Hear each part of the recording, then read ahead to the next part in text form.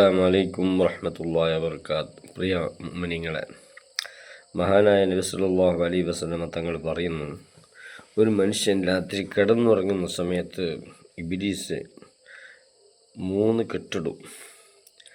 അങ്ങനെ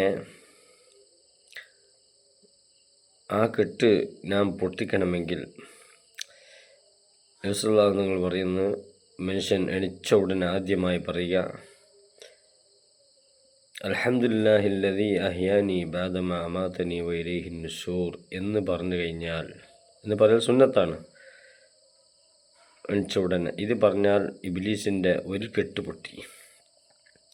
രണ്ടാമത്തെ കെട്ട്, അവൻ വുളു എടുത്തു കഴിഞ്ഞാൽ, നിസ്കരിക്കാൻ വേണ്ടി വുളു എടുത്തു കഴിഞ്ഞാൽ, സുബഹി നിസ്കാരത്തിന് വേണ്ടി വുളു എടുത്തു കഴിഞ്ഞാൽ രണ്ടാമത്തെ കെട്ടും പൊട്ടി.